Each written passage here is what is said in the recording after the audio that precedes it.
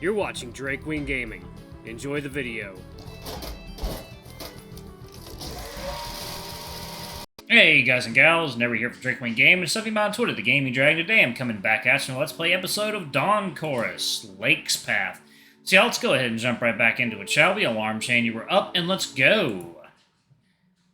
And as we walk, I grab each detail of the path ahead. Every stone, every patch of grass, every bend in the line of the coast.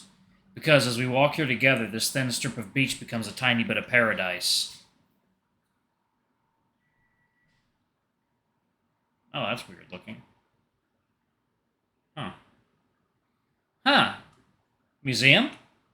Of my favorite kind. I look at them, puzzled. Are they a fan of whaling, or what do they mean? Oh, that's a whale. Okay, interesting. I look at them, puzzled. Are they a fan of whaling, or what do they mean? Then they point to the sign on the glass pane separating the counter from us. Free admission! Ah, I see. Whaling. I know pretty much nothing about whaling. Neither do I. I don't think Finland has ever had a whaling industry. Should we go in? I think we should be fine if we make it quick.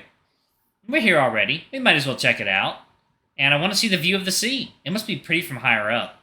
I smile at the young mouse sitting behind the counter, perhaps a student on an internship, but they're totally disinterested as we walk past them into the hallway. Whaling started in the modern era, but whales and the resources they provided were deeply ingrained in the Viking culture well before that time. Thanks. I think I'm more interested in this space than this, actually. Mind if I go ahead? With you. I'm going to. I don't think that's my cup of tea, either. Come check out the view, then. Gosh, it's so pretty from up here. No. Jesus. Ooh, that's impressive. We walk through a wide, double-winged door, and before us opens a circular room with a depression in the center and a whale hanging from the ceiling above. Around it, hundreds of harpoons suspended mid-air like an omen, threatening. Oh, gives me the chills. There's a plate here. We walk towards the railing and read it. By the turn of the century, around 1,000 whales were killed in Norway annually, across the years of the industry, and it has claimed the lives of an estimated 500,000 whales. Some place the estimate higher at above 700,000 whales, including operations outside of Norwegian waters. The sculpture commemorates the whales killed by commercial whaling. Damn. I never thought of the scale of this. They scoot a bit closer until our shoulders touch. I grabbed their paw in return and pulled them even closer. I think I'm still drunk on that kiss we've shared. I feel so smiley and giddy now. I can't connect to this place at all. It's just me and Lake, and this absurdly huge space that speaks of things that don't touch us. I don't know if it seems like that much. I mean, this was across centuries. Actually, y'all, let me, I'll catch up to you. Sure, just don't go too far.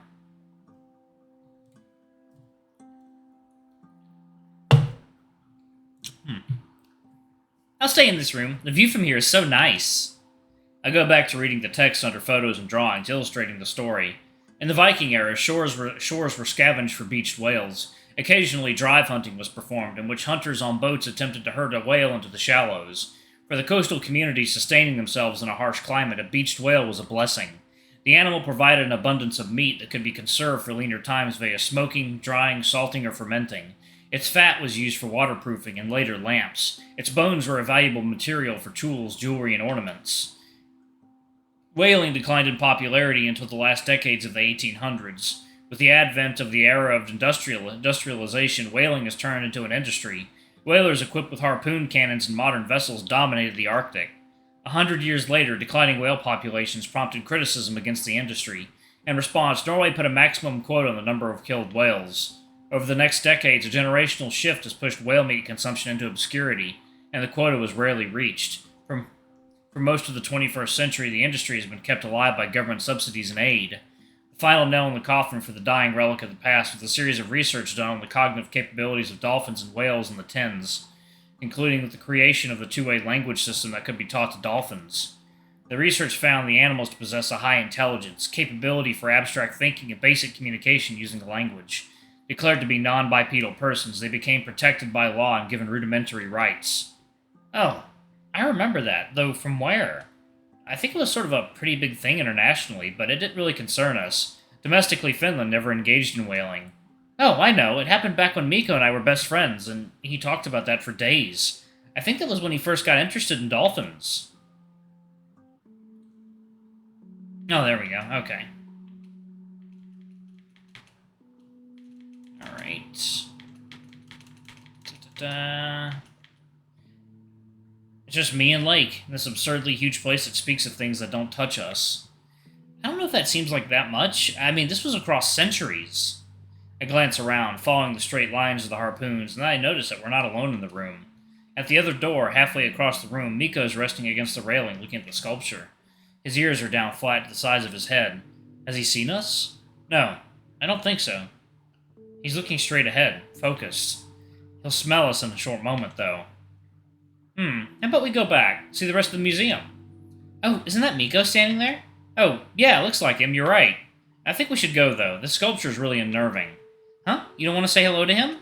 We've just talked to him and Bjorn at the beach. We don't have to. I grab Blake by their cuff, pulling them towards the door discreetly. Blake? Oh, and Carvine.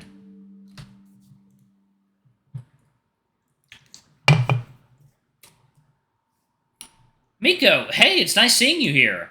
Did you know about this museum beforehand? No, we stumbled upon it by chance. Same as you, I'm guessing.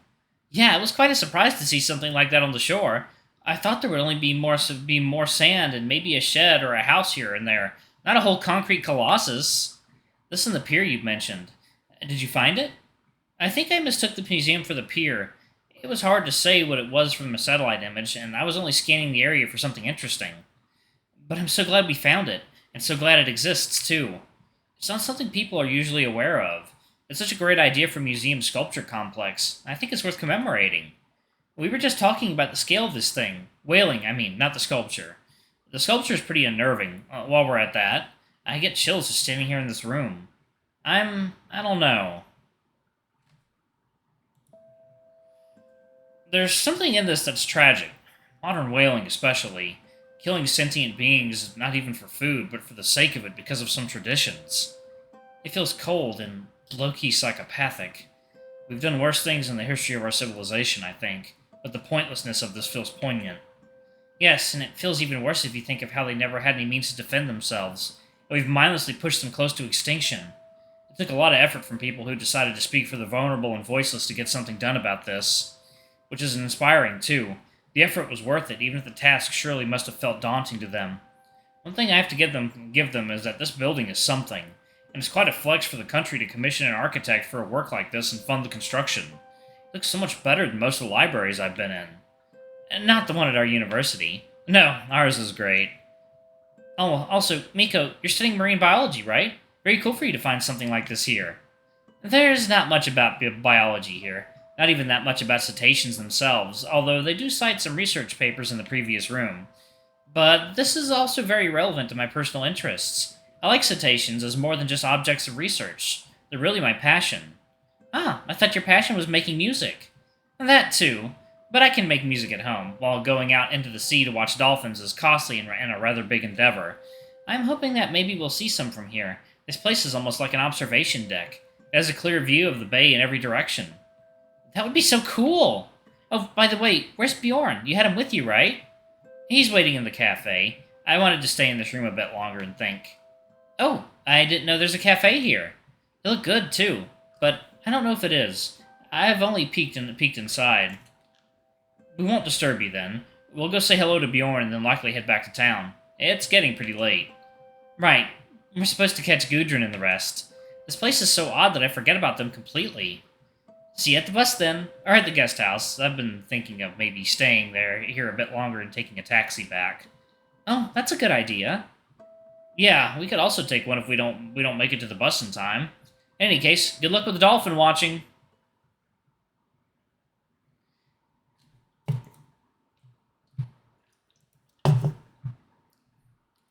We leave the room and Lake steps in front of me, their face frowning. What was that? Huh? What do you mean? I mean, trying to drag me away so Mikko wouldn't see us. Looks like I wasn't as subtle as I hoped to be. In a way, though, I'm glad Lake noticed. It's so much easier to have someone to confide in. Only, I don't feel ready, especially not here in the open, in the middle of a public museum. It's complicated and maybe unfounded. I don't think I can even explain it that well. I had a feeling that it wouldn't be a good idea for Mikko to see just the two of us together here, cuddled up. Are you ashamed of me?